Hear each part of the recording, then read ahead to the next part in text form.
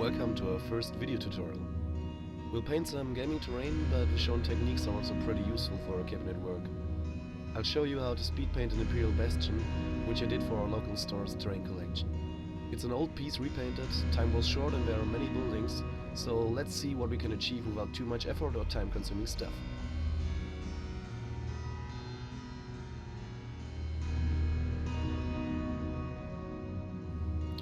The whole building was primed with brown colors.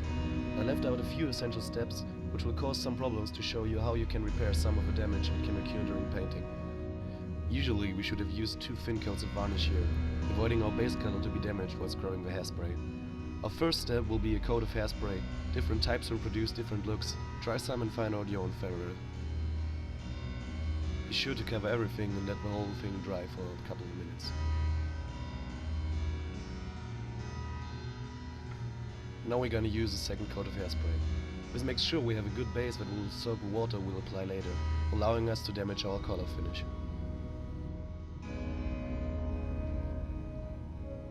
We then use salt to create areas of warm color and little rust spots. Different sizes of salt grain will produce different rust spots, filling our big colored armor plates with life and realism. I try to sprinkle them where rust would appear. Such areas are everything near the ground, edges and the areas around windows and fire positions.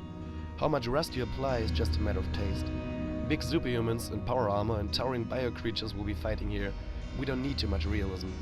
Always keep in mind, we are painting fantasy stuff in the end. It should have a look you appreciate, not the one theory says is right. Now we let this dry for a few minutes and then we'll start painting.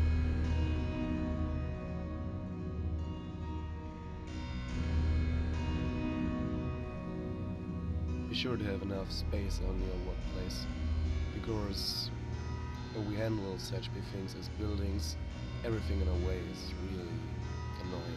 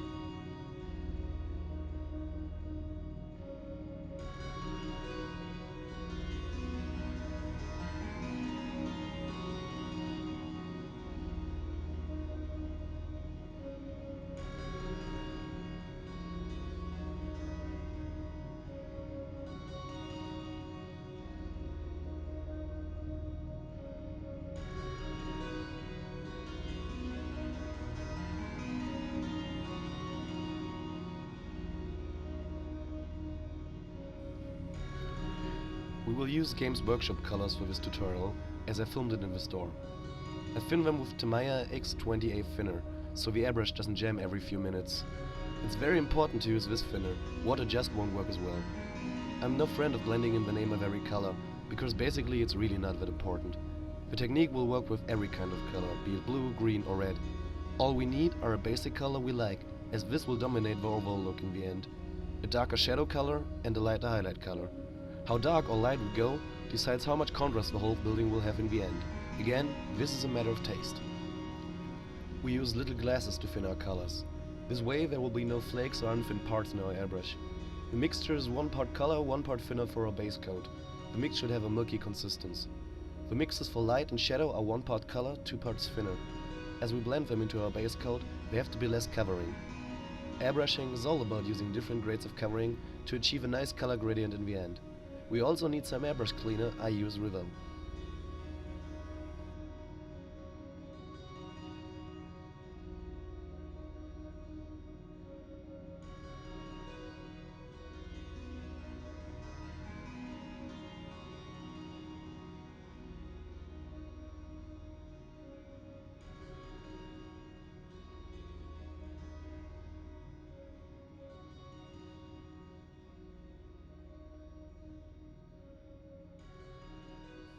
Always be sure to wear a mask while airbrushing.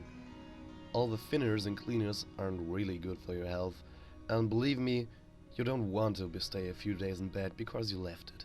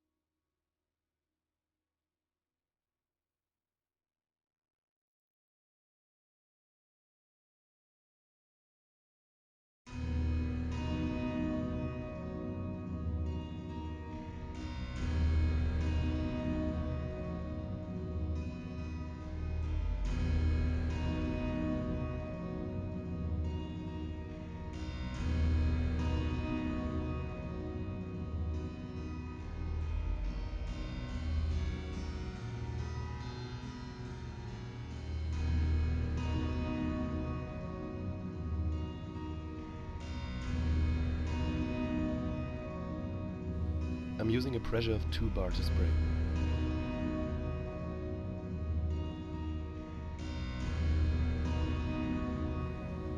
Now we start spraying our first layer of base coat. As with brush painting, a few thinner coats are better than one thick.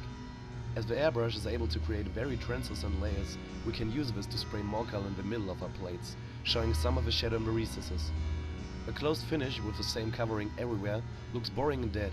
Little differences help us to create richness in our color and make our building more interesting. We use our shadow color as base coat for this tutorial.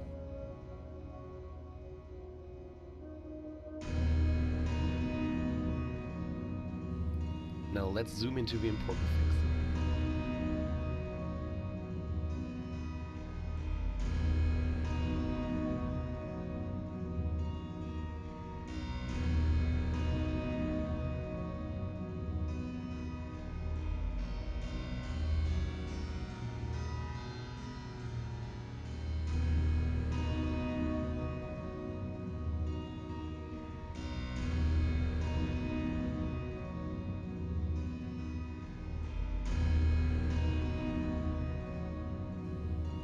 I'll be showing you one side in real time and speed everything else a little bit up.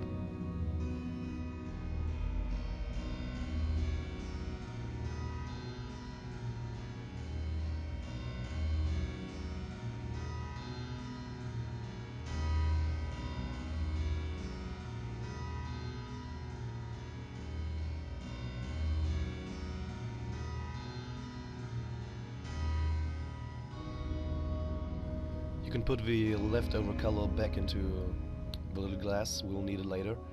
And let's spray some cleaner through our airbrush before the next step. It's important to do this from time to time.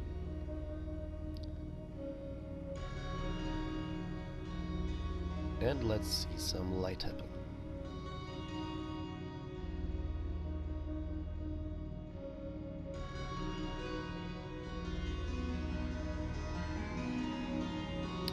It's very important that we hit the edges, the middle of the areas. We don't want to overspray everything we did in step 1, because we want the gradient to appear.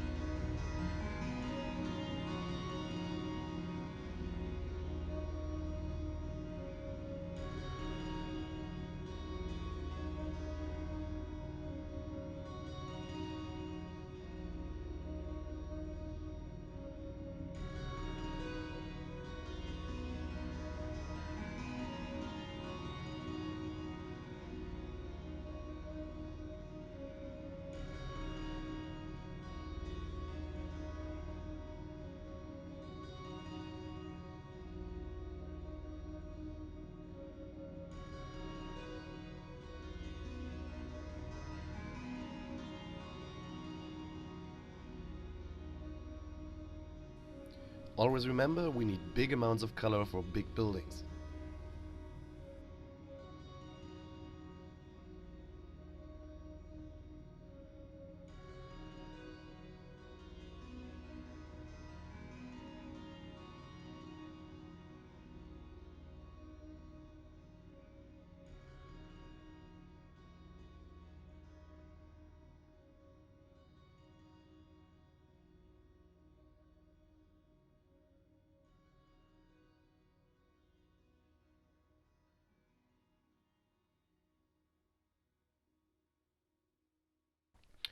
I decided to thin the highlight color a little bit more, as I want a smooth appearance. And now we repeat the last step, except that we hit smaller areas than before. Again, edges, middle of the plates. I think you can see how our color changes again. And we do this as long as we need to get the finish we want.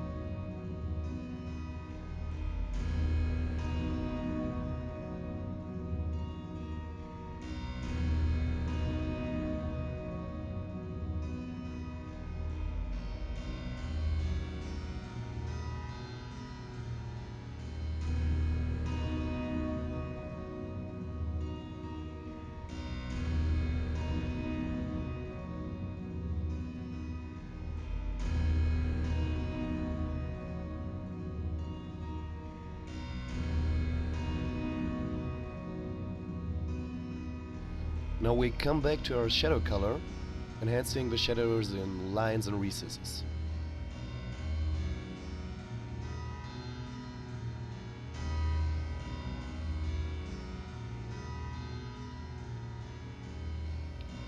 We spray a little bit into our hand first to avoid sprinkles on the model.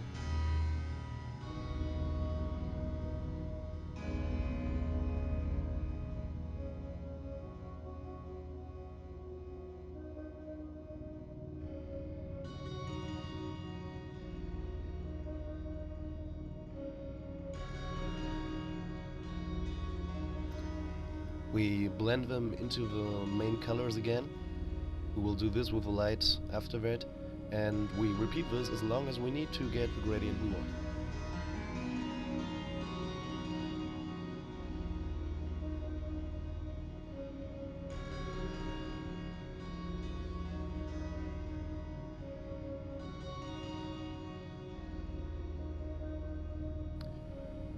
This step helps us to define our plates a little bit more and get a better finish.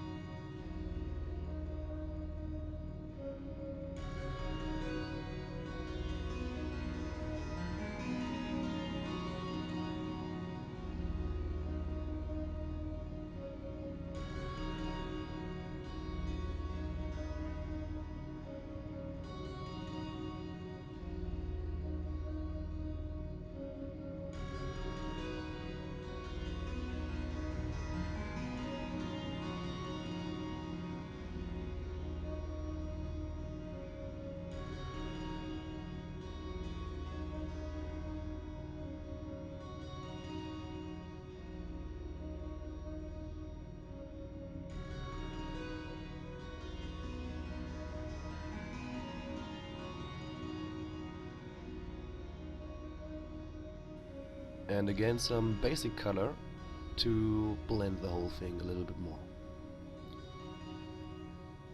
Don't spray too much and try to get the appearance you want slow and steady.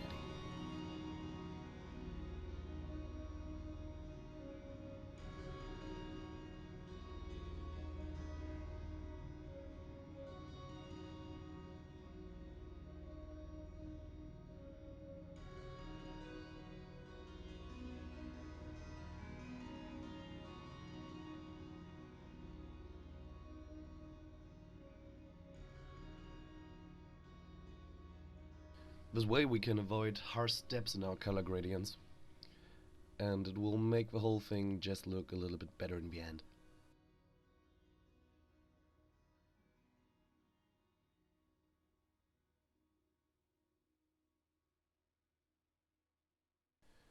And this was step 1. In the next part of the tutorial we will chip away our color using water, oiling the whole building and get some details done. Hope you liked our first part. Tips, comments, just let us know, and we'll see back at part 2. Also visit our blog for another tutorials like painting squadrons of vehicles or galleries of our works.